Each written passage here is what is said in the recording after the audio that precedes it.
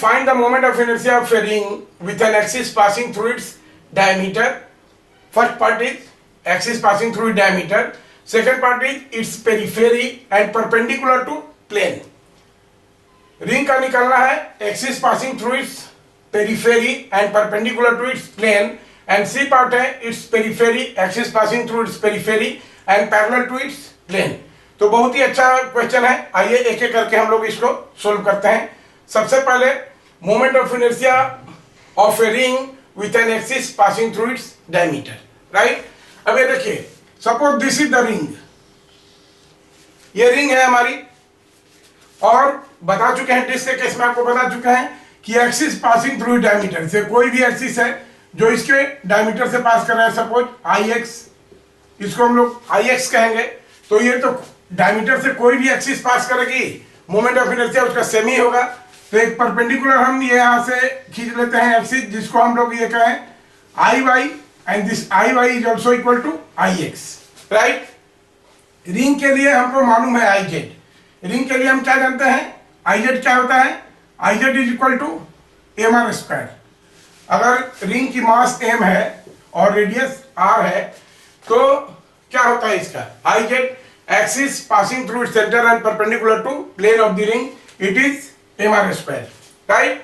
तो अब आगे यहाँ पर, अब ये हम क्या जानते हैं, थ्योरम ऑफ परपेंडिकुलर एक्सिस निकालेंगे, तो आई जेड क्या होगा, I X plus I Y, right.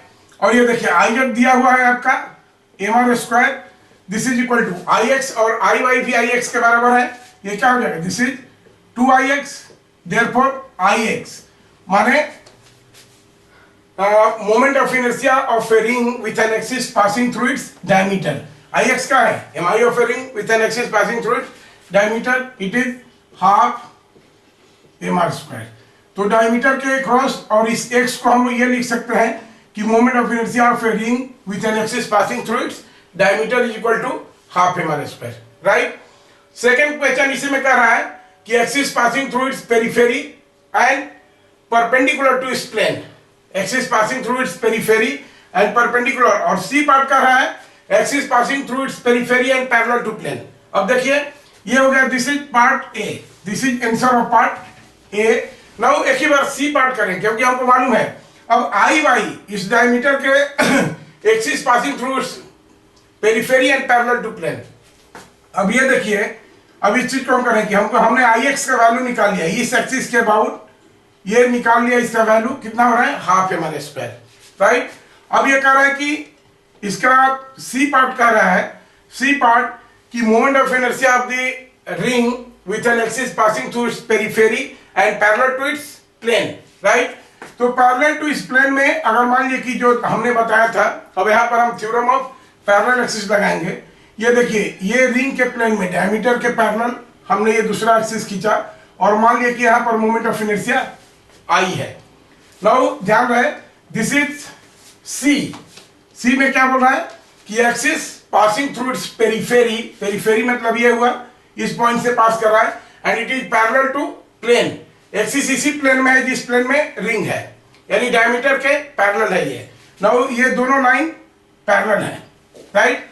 तो अब यहाँ पर हम थ्योरम ऑफ परपेंडिकुलर एक्सिस लग रहे हैं, तो हमारा क्या हो जाएगा, अगर मान लेते हैं कि axis passing through its periphery and parallel to its plane I है सी में, तो आई क्या हो जाएगा हमारा, this I is equal to क्या होता है, I C plus M D square, I C plus M D square. और देख लीजिए आई सी कितना है, आई सी आप कैलकुलेट कर चुके हो, प्लेन के डायमीटर के क्रॉस आई सी कितना है यहाँ पर, ये देखिए आई एक्स है, this is equal to half into M R square, अब plus mass of the ring is M, और डी क्या है, D is the distance between axes, और डिस्टेंस बिटवीन एक्सिस क्या है, रेडियस ऑफ द रिंग, तो this is M R square, D is equal to R है, यहाँ पर लिख लीजिए, यहाँ पर since D is equal to R, तो क्या हो जाएगा, half M R square plus M R square, और इसको जब हम ये करेंगे तो एम आर स्क्वायर कॉमन हो जाएगा, हाफ प्लस 1, दैट इज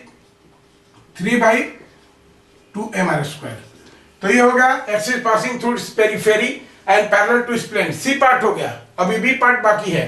अब बी पार्ट में क्या दिया हुआ है, देखिए बी पार्ट में क्या दिया हुआ है कि axis passing through its periphery and perpendicular to plane, मतलब अगर इसी पॉइंट से हम करें, ये पेरिफेरी का है तो ईस्ट एक्सिस के अबाउट चाहिए बी पार्ट।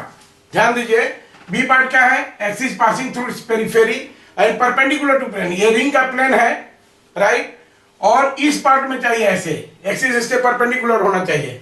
तो अगर यहां पर हम थ्योरम ऑफ पैरेलल एक्सिस लगाएंगे, थ्योरम ऑफ पैरेलल एक्सिस, तो हमको आईसी कैसा चाहिए, IC should be parallel to this axis, मतलब IC perpendicular to plane and perpendicular to plane and passing through centre. तो बी पार्ट को अगर हम ये करेंगे, देखिए बी पार्ट यहां पर, तो फिर हम लगाएंगे, अगर मान लेते हैं कि वहां पर आई डैश है moment of inertia, B part में अगर मान लेते हैं कि आई डैश है axis passing through centre and perpendicular to its plane. तो आईसी जानते हैं, आईसी हम निकाल चुके हैं कितना, एम आर स्क्वायर। तो this is M R square अब plus M D square, formula है हमारा कि IC plus M D square. तो ये एम आर स्क्वायर हो गया एक्सिस पासिंग थ्रू, और ये इस एक्सिस के चाहिए क्रॉस। तो डी क्या है हमारा, डी फिर इक्वल टू आर है यहाँ पर, तो इसलिए जब डी को आर कर देंगे तो ये क्या हो जाएगा, M R square plus M R square, and this is equal to how much, 2mr square right. तो this is answer of part B. और यहां पर देखिए कंफ्यूजन नहीं होना चाहिए, बहुत लोग जानते हैं कि मोमेंट ऑफ इनर्शिया 1 से कम होना चाहिए, क्योंकि रिंग का सबसे अधिक होता है और रिंग का mr स्क्वायर होता है, तो यहाँ पर 2 आ गया। इसलिए मोमेंट ऑफ इनर्शिया एक्सिस पर डिपेंड करता है, मोमेंट ऑफ इनर्शिया एक्सिस पर डिपेंड करता है, न कि बाकी चीजों पर।